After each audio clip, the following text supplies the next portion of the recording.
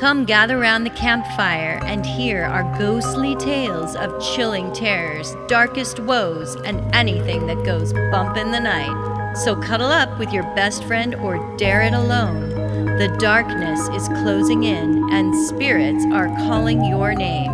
This is Fireside Phantoms.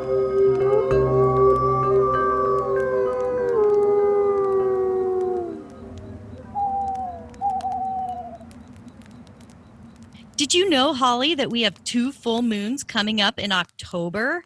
And this year, one of them is on Halloween. Fuck yes. And it's on a Saturday. Yes, it is on a Saturday. Is this some kind of unique astrological event to have 2 full moons in October? Because that's pretty special. So this moon is called the Hunter's Moon and also a blue moon because it is the second full moon of the month. And people get crazy on full moons, so expect an especially spooky season. Man, we do not need more crazy. Definitely not. It's super rare to have this moon fall on Halloween. Like you said, it is a very extra special astrological phenomenon. The next time it happens, it won't be until the year 2039. I'll probably be dead by then. No, you won't so be far. dead That's by so then. far away. You're gonna it'll be just right around the corner. That seems so out of reach. With the way 2020's been, it seems that way. I'll be happy if I make it to 2021 at this point. Right. So it is really fitting to say once in a blue moon. Yeah, that's true. Yeah. And it was also called the Hunter's Moon because this time of the year is when people would try to shoot their game and store as much meat for the long winter. Oh, that's cool. That's nice. I never knew there were so many names for different moons. And I love that you're talking about what some of them are and their definitions and why they're called that, because I think that's really fascinating. Well, we brought up something where people just kind of go crazy when it's a full moon. And there really is something to that called the lunar effect. And several studies have been done to confirm that crime rates, especially violent crimes, increase when there is a full moon. And while scientists are not sure the phenomenon, it still is undeniable by studies done from police reports that there's been a spike in emergency calls, and they're noted repeatedly. That's so interesting. Every time there's a full moon. Wow. So. Yeah. I think I've heard that before where, cops will say, oh, it must have been a full moon tonight because we have all these like crazy things happening. Yeah. Right. And we all know that wolves are especially crazy on these full moon nights. Can you guess what my story is today? Well, let me think. You just mentioned wolves. You're talking about full moons. Could it be werewolves? That's right, Holly. Let's get the howling started tonight. Are you turning into one right now? Yes, my story tonight is on werewolves. Awesome. I love it. I love it. There was an explosion of werewolf stories back in the 19th century around 1800 to 1849. 2 examples of notable novels were The Man Wolf, written in 1831 by Leech Ritchie, and Catherine Crowe, who wrote a story called The Werewolf in 1846. Such original titles for their stories. But even though these novels were written as fiction, this lore was based on actual sightings and beliefs that real werewolves existed. And a lot of these werewolf tales and sightings seem to have common elements to them, as you soon shall hear. So onward, I must not delay. To Michigan we go. So in Michigan especially, there are rumors told of many sightings people have had of werewolves. One author, S.E. Schlosser, in her book Spooky Michigan, tells of a popular story of one such legend, calling it the Werewolf's Bride. Ooh, I like it already. I know. It is said that a soldier was engaged to an especially beautiful lady who one day was seen by a woodsman who had sold his soul for the ability to turn into a wolf.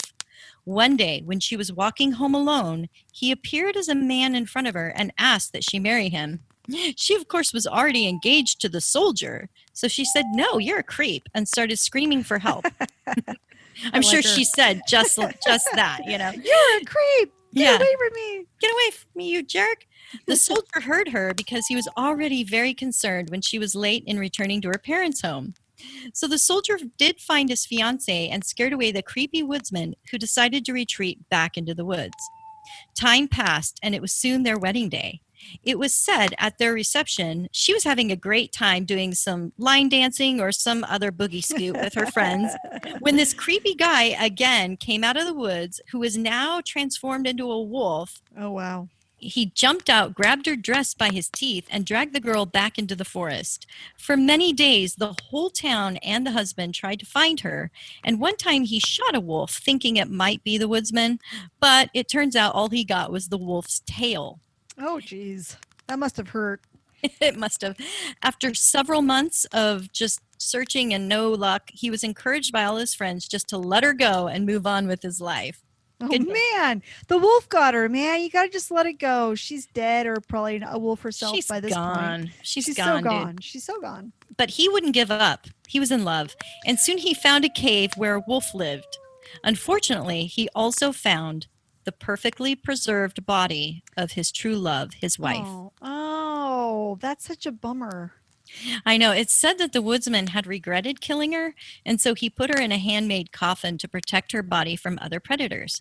He would often visit the body, so the soldier would hide and wait for his chance to kill the werewolf. After seeing him enter the cavern one day, he shot him several times, chasing him to a lake where the dying werewolf jumped in to swim away.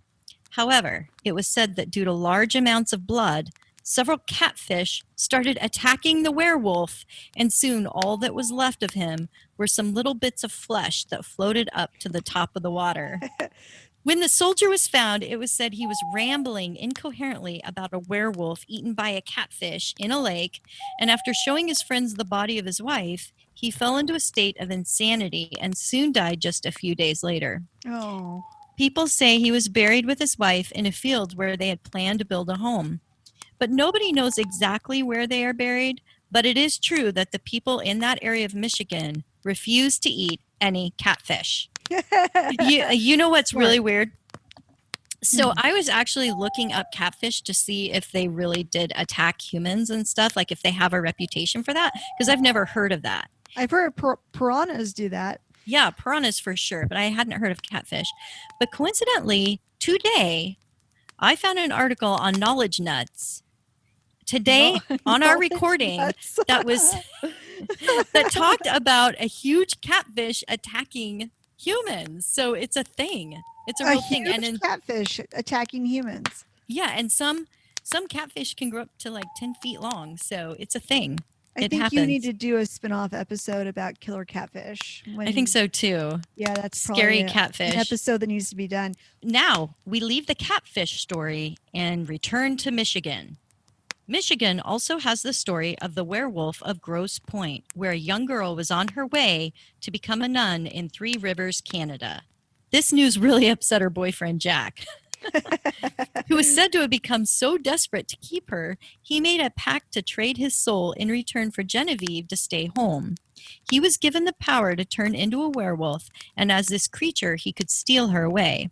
One day, while Genevieve was praying at an altar in the woods, he tried to attack her, but she ran away and fell down in front of the statue of the Virgin Mary before passing out. It is said that the Virgin Mary protected her by turning the werewolf into a stone statue. So the locals say there is actually a big rock on the shore of Lake St. Clair that looks like a wolf, but this is freaky. This is really freaky. Okay. Somehow this wolf statue rock thing showed up in a different location on the corner of Chalfonte Road and at the crossing of Kirby Road. And they say if you study the rock, you can see the footprint of the werewolf. Oh, cool. I like that. Isn't that crazy? So the first known sighting of this Michigan werewolf, and there must be several because there's a lot of sightings, occurred in 1887 in Wexford County when two lumberjacks saw a man with a dog's head roaming around. It was described as standing about 7 feet tall with yellow or blue glowing eyes, and it had a wolf or dog's head. So it was part man, part wolf. Was it part vampire, part ghost? I know, that's what I was thinking. So in 1938, there was also a report of an attack of 5 wolves by Robert Fortney, who said he saw one of them walking on 2 legs. And people also gave their accounts of such a creature in Allegan County in the 1950s, in Manistee, and in Cross Village. There were also sightings reported in 1967. In Big Rapids, Michigan, a security guard doing a round outside the grounds of a manufacturing plant saw the werewolf and was going to shoot it when he decided instead to take some photos. Nobody's had a chance to investigate these photos for authenticity, but it is strange there are so many reports over the years. A song was even recorded about the werewolves called The Legend by a local disc jockey, Steve Cook, and it became one of the most requested songs on the station and sparked a huge amount of callers who wanted to tell their own accounts of the creature.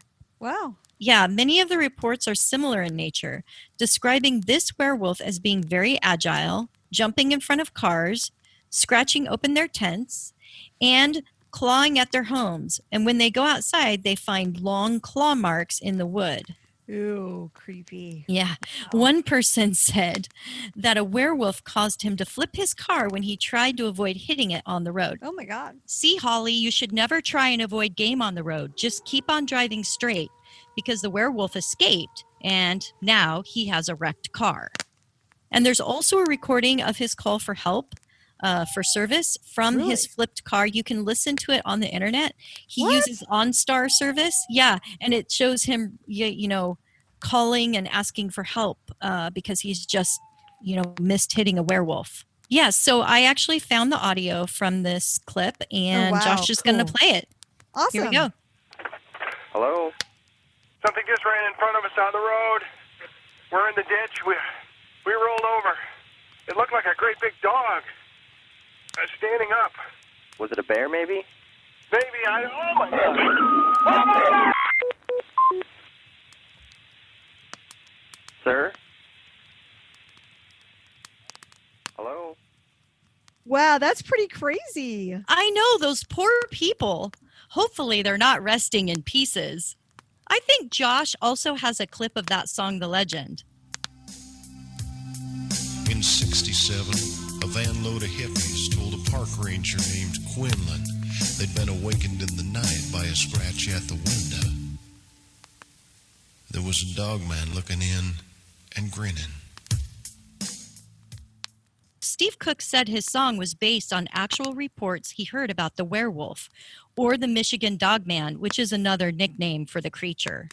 And in this region, people say werewolf sightings are only during the years ending in the number 7, but others say it's more cyclical. It's like every 10 years because there have been other people who have seen the werewolf on random years, like in 2001, when this lady and her stepdaughter in Cass County, Michigan said they were looking out their French doors to see this creature, which was black, huge, and had the head of a wolf. Wow. So somebody's running around there, a big tall dude with like a wolf head. Maybe they're breeding them. Like maybe there's a breeder that's like, okay, I'm going to make some more werewolves and release them out into the night. Residents said besides that sighting, they often hear it screaming in the swamplands at night, and they say it sounds very loud and hysterical. It's often mistook for an infant screaming. Oh, shit. Historically, there have been stories of strange encounters in the woods that men say they have had with forest spirits or warlocks who offer help in exchange for their souls. One strange story took place in the early 1500s in France. A man named Pierre Bergot was trying to get his sheep herded before a storm. When he was on trial in 1521, he said that it was in the woods where he met 3 men and was offered riches and the safety of his flock if he would renounce God. He agreed, but then soon decided that was a big mistake and told his friend Michael Verdon what he did. Verdon was curious, though, and he wanted to see if these guys in the wood would give them money. So he persuaded Bergot to take him to meet them in the woods. After they showed up, the men in the woods instructed them to strip down naked and apply a mysterious ointment all over their bodies. Huh. Interesting. Yeah, that sounds like a fraternity hazing to me. Yeah. Must be Alpha Delta, from Animal House, the movie. Here, take this peanut butter and put it all over your naked body. And then we're going to send the wolves after you. Yeah. Okay, master, we'll do whatever you say. Soon afterwards, it was said that they grew fur and their hands and feet transformed into claws and they became werewolves. Soon afterwards, people in the town reported seeing 2 giant wolves running together across the countryside.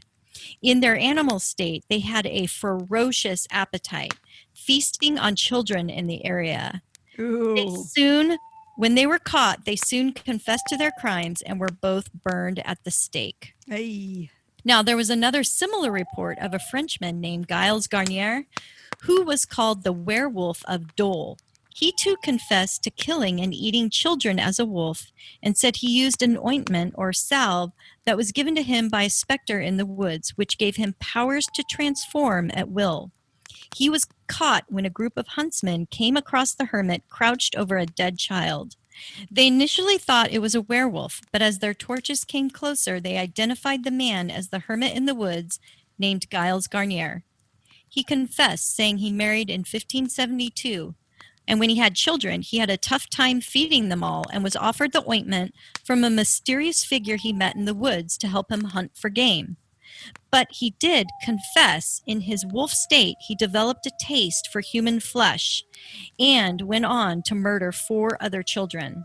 Wow. He was burned to death at the stake. Some who have researched these reports say there are a certain combination of herbs that can cause hallucinations. So it is possible these ointments were made with some of these herbs that caused these men to think that they were wolves. Between 1520 and 1630, there were recorded 30,000 cases of people who confessed or was accused of being a werewolf. No way, 30,000? So it was a huge amount. So it was like the witch epidemic where people were accusing and burning witches at the stake. The same thing happened with men being accused of being werewolves. Wow. I wonder what evidence they used to determine this. Well, there's a few more stories. Okay, let's do it. In 1598, around the regions of Agnes, France, some men discovered 2 wolves were feeding on something, which when the wolves fled into the woods, it turned out to be the half-eaten, mangled corpse of a 15-year-old boy. Immediately, a hunt was sent after the wolves, following their bloody paw prints. But when they no longer could follow the prints and had lost the trail, they came upon a frightened man hiding naked and shivering in a bush. He was described as having long hair, an unruly beard, and his hands, which had unusually long and sharp nails, were covered in blood and pieces of flesh. So this man was Jacques Rollet, a beggar who most of the town knew. In his trial at court, he confessed that he had killed the boy and that he had done so in the form of a wolf, which he transformed by smearing a salve-like substance on himself. He's saying that this salve was given to him by his parents. And then the other wolves who they came across, he said was his brother and cousin, who also used the salve to become wolves. But his parents, when questioned, proved to be good citizens who said he was lying, and his brother and cousin both had alibis. So it wasn't too good for Jacques. And also, his account of what happened when he used the salve was inconsistent. When Jacques was further questioned regarding his transformation, he indicated some confusion as to exactly how the process happened. To the question, "Do your hands and feet become paws of the wolf?" he answered yes. But when asked if his head and mouth became those of a wolf, he said at first he didn't know, and then that his head didn't change because he felt that he still used his own teeth to eat the children. But then he started to confess willingly to have eaten many other kids besides the 15-year-old boy. So it seems that when they turn into these werewolves, they are first, wanting to just go after game, but then when they have the taste of human flesh, that's all they want after that. Interesting. Yeah, he was sentenced to death, but later had the order appealed and overturned due to insanity, and ultimately only spent 2 years in the insane asylum. Only 2 years for eating children and flesh. Right. Yeah. Upon his release, Jack became a baker at a local French cafe. I just said that. He nobody really knows what happened to him. Actually, I just thought that was funny to make him a baker. You should have gone with it. That I would have totally believed that. I know. I did try and find out what happened to him. So some people think he joined the church and became a priest, and others say because there's no real follow-up and he just kind of disappeared off the planet. People say he was met with the mob of justice upon his release from the members of the families whose kids he claimed to have killed. Yeah, that would make sense. I kind of feel like that's probably the more likely Yeah. case because, I mean, if you had your kid killed, wouldn't you want justice? Sure. Yeah. Of course. Yeah, they So- probably took him and burned him in a pile of dog poo. Over time, people started to sympathize with these werewolves because they assumed that there was extreme pain associated with their transforming. And it was also assumed that their condition was just a terrible curse. But how easily they forgot that these creatures steal and eat their children. Now, there's a lot of stories in Germany, and that's actually where Little Red Riding Hood came from. Oh, I didn't know that. That's cool. Huh. So Peter Stubb, a very wealthy farmer in Bedburg, Germany, said instead of an ointment, he was given an enchanted belt to wear that allowed him to transform into a wolf. Huh. And it was reported he was chased down and cornered by hunters who said right in front of their eyes, they saw Peter change back from a wolf to a man. However, in some of these accounts, it seems there might have been a political motive to accuse these men of being werewolves, so the whole eyewitness accounts could be completely made up. Oh. But if not, that's pretty amazing. Wow. That's interesting. So for political reasons, they're going to accuse these men of being werewolves. Huh. Yeah, a lot of them wanted just to like steal their land. That's like the Salem witch trials was about land too. It was about if I accuse my neighbor of being a witch, I can take over their land when they get thrown in prison and hung for being a witch. That's a very clever way of going about it. Yeah. I also came across several accounts of women who would also turn into werewolves, but they are more rare because it was mainly men who did the hunting and would be more likely to come across an opportunity in the woods. That makes sense. There was a young married woman whose husband was always randomly absent. And it came to the attention of his wife one day, who was curious where he might be going when he was gone. One day, when they were both out working in their farm, the man vanished again. Suddenly, a wolf came out from a nearby bush, ran toward her, and grabbed part of her red woolen skirt, and some accounts say cape, with his teeth, and shook it with its head. She was able to fend him off with her hay fork, and soon afterwards her husband crawled out from the same nearby bushes. She told him what had happened to her, and he started laughing, which showed her he had several red woolen threads from her skirt stuck in between his teeth. She immediately turned him in, and he was burned to death. Yeah, go girl. You're not going to bite my dress. Yeah. Hell no. She's like, that was my favorite red cape. Thank you. I didn't like you anyway. Yeah, you're always disappearing on me. I never know where you're going or when you're going to be back. Yeah. So Leaving me fuck all that. this farm work to do on my own. And then you're Asshole. rude. You come out and you attack me. You're just a jerk. Turning you in for werewolfness. So there was a woodcutter who was out in the forest chopping wood with his brother who was at a short distance away when a wolf came out from a nearby bush and attacked them.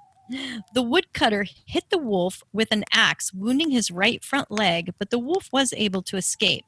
That evening, when he got home, his brother had already returned and was in bed with his right arm hidden behind a blanket. After asking to show him his arm, he finally revealed that his arm had been wounded, and it was a mark that would have been made from a sharp axe.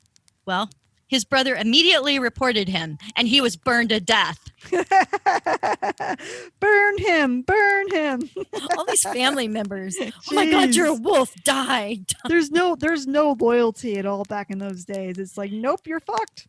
You're like, More you're a inheritance werewolf for me. You're out of here. Right. Sorry. We have no Wow. tolerance for you.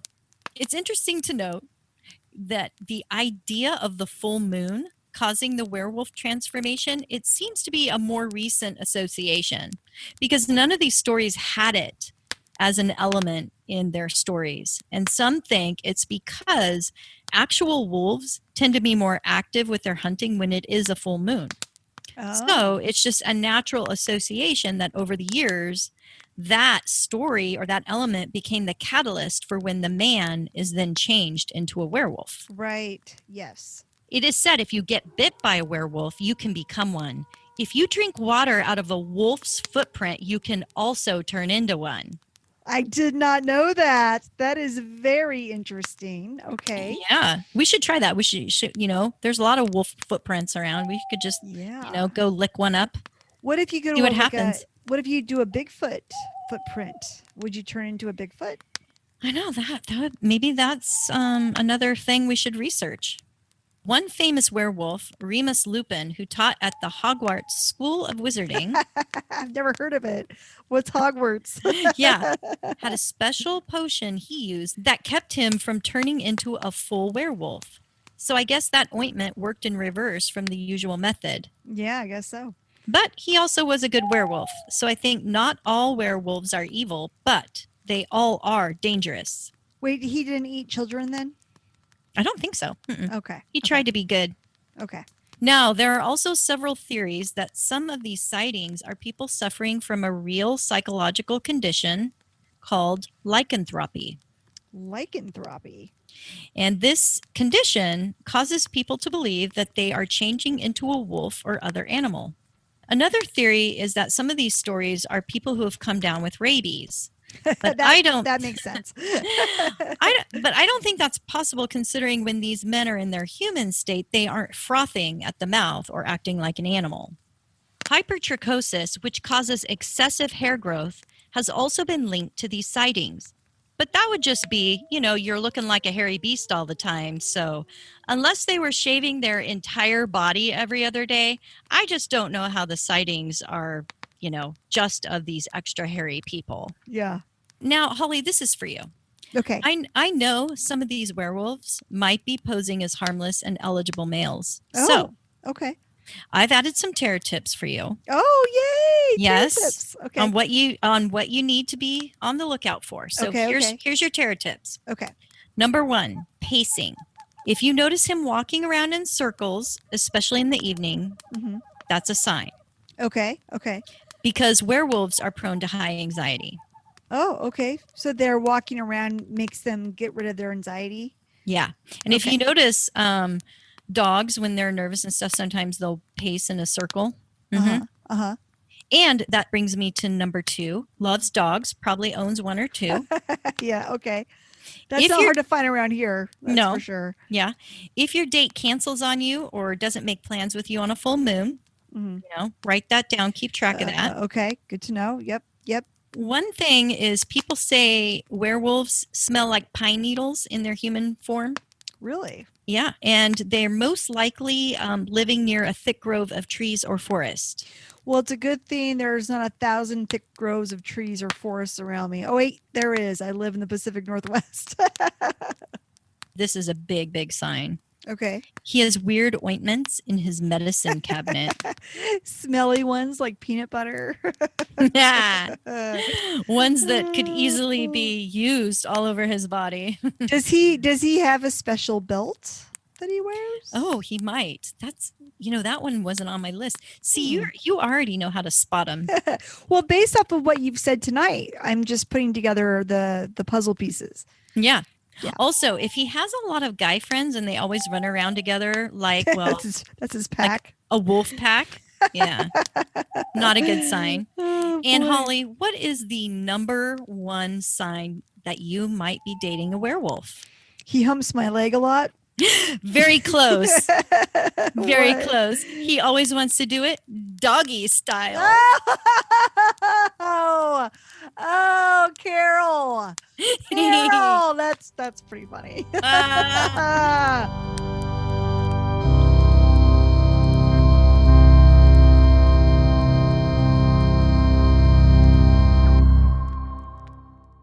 So wait. Right?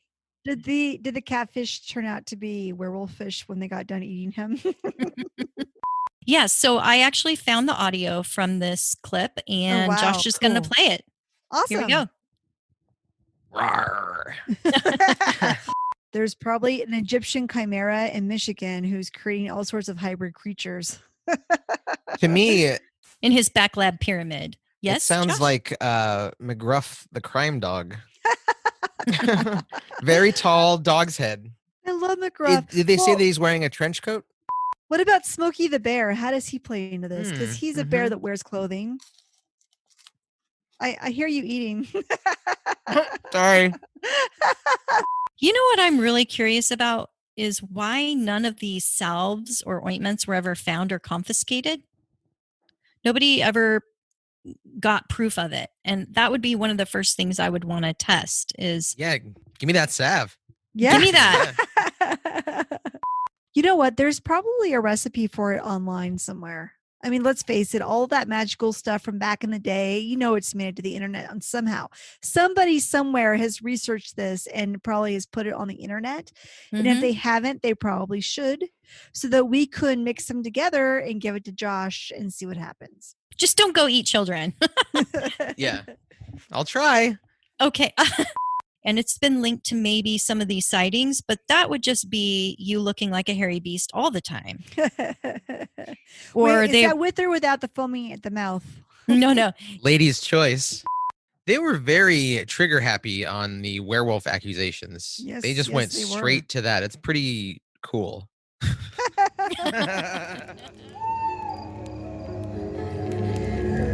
As the flames die down, do remain undaunted. Though all hitchhikers are ghosts, And all dolls are definitely haunted.